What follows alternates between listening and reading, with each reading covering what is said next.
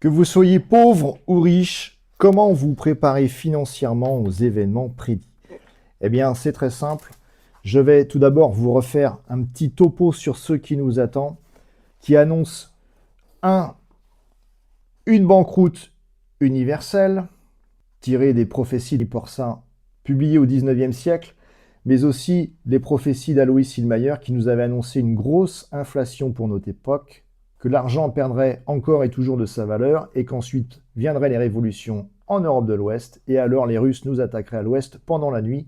Et donc vous voyez, on est vraiment dans le cœur de l'actualité. Eh bien, autre mystique qui avait annoncé l'effondrement financier, c'est Léonie Van den Dijk, une mystique belge qui a vu des apparitions de la Vierge Marie près de Bruxelles, dans un petit village de Belgique qui s'appelle Onkerzeel. Et donc à partir de 1933, elle voyait la Vierge Marie, et donc elle a eu beaucoup de miracles dans sa vie qui n'ont pas été compris ni expliqués par la science, et notamment l'état de conservation parfait de son corps après sa mort. Donc 20 ans après sa mort, le corps encore était intact. Elle avait aussi le don de prophétie. Elle annonça donc une hyperinflation, un effondrement de notre système financier, et que les billets de banque jonchaient les rues parce que les gens ne pouvaient plus les utiliser. Donc ça veut dire ce que ça veut dire. Et c'est pour notre époque, par déduction. Pourquoi? Parce qu'Alois Hillmayer a dit la même chose, tiré dans ce livre, qui n'est plus disponible dans le commerce, et il détailla tellement bien par ses prophéties notre époque, qu'il avait dit à un Allemand, écoutez bien, le nouvel argent est OK. Donc à l'époque, c'était le Deutschmark. Mais pour ce qui vient après, l'euro, vous devez prendre garde à vous.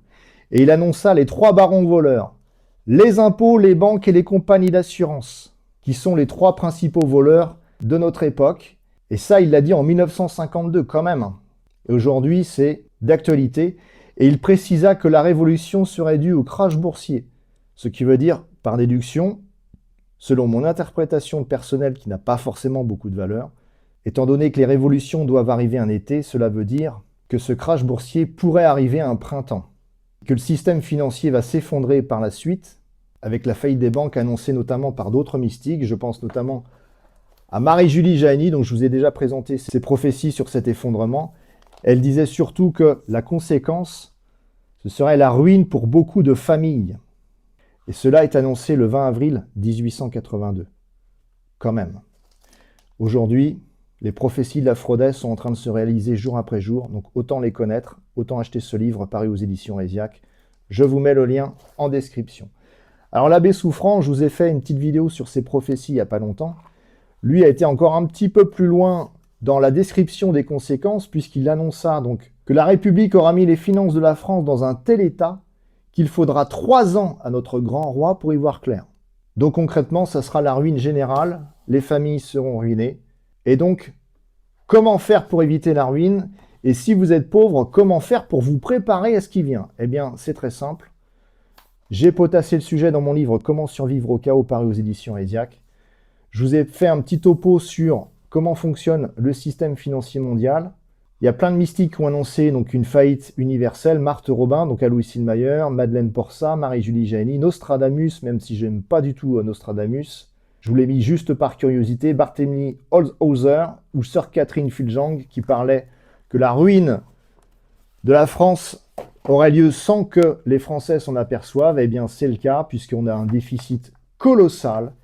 Et donc, concrètement, si vous avez de l'argent, comment sauver votre épargne chrétiennement? Alors, si vous êtes abonné à ma revue, les Amis de Joseph, je vous ai mis un petit topo sur comment sauver votre épargne. Alors, moi, je vous conseille, si vous avez vraiment beaucoup d'argent, d'investir dans l'immobilier rural pour avoir ce qu'on peut appeler un refuge familial pour les événements prédits. Si vous voulez en savoir plus, si vous voulez vous abonner à ma revue, vous m'envoyez un mail à lesamisdejoseph@orange.fr. Si vous n'avez pas d'argent, c'est mon cas, donc je sais très bien de quoi je parle, il existe des solutions pour vous préparer quand même aux grands événements prédits. C'est-à-dire, et ça c'est la solution que je préconise, même si vous n'avez pas d'argent ou très peu d'argent, priez. Priez, priez, priez, et le reste viendra. Cherchez d'abord le royaume de Dieu et sa justice, et tout le reste vous sera donné par surcroît. Donc ayez confiance, vous pouvez toujours croiser des gens qui vous aideront, même en cas de détresse. Et si vous le pouvez, si vous avez un tout petit peu d'argent, eh bien investissez dans ce que j'appelle un placard de survie, donc plutôt préparation matérielle, avec des provisions, des réserves alimentaires, tout ce qu'il faut pour vous chauffer, cuire vos aliments. Et si vous avez un petit peu plus de sous, je vous ai mis des pistes de réflexion, notamment l'achat de métaux précieux. Et donc l'argent et l'or seront toujours la monnaie de référence en cas de chaos. Vous pouvez aussi investir dans les terres agricoles, que personne ne pourra vous voler. Car pendant les grands événements prédits, ne soyez pas craintifs, l'État n'existera plus. Donc la réquisition des terres agricoles est impossible. Sur le long terme, sachant qu'en plus, on aura un changement de régime, donc en fait, tout va changer pour le mieux, par chance, après les grands événements. Si vous avez beaucoup d'argent, plus de 50 000 € d'épargne, eh bien là, réfléchissez à la charité obligée. Faites un don aux pauvres.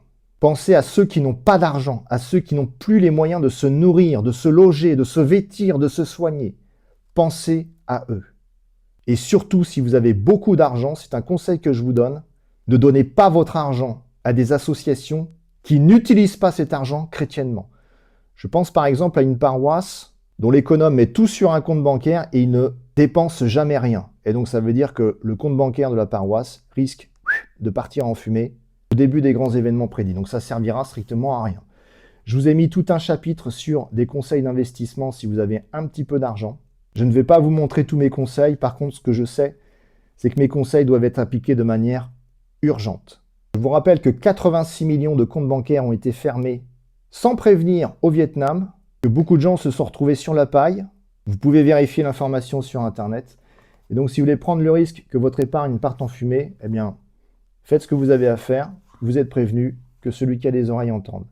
Dans un prochain numéro de ma revue, je vous parlerai d'une association caritative qui a été créée par un ami de mon réseau d'entraide, qui vise justement à aider les pauvres et à subvenir aux besoins de communautés religieuses. Quand même, il faut savoir qu'il y a des communautés religieuses dans l'Ouest qui n'ont plus les moyens de se nourrir, quand même, et on les aide. Mais on aide aussi des familles en détresse du côté de Rennes, en Bretagne. Et donc, si vous voulez en savoir plus, n'hésitez pas à m'envoyer un mail à lesamisdejoseph@orange.fr. Pareil, je serai en conférence bientôt à Kérésinen, en Bretagne. Si vous voulez connaître la date de cette conférence, vous m'envoyez un mail à lesamisdejoseph@orange.fr. On termine cette vidéo par un petit temps de prière. Je vous confie dans vos prières Cassandre, c'est une maman solo en détresse. Je vous demande de bien vouloir prier pour elle. Et je me confie également à vos prières.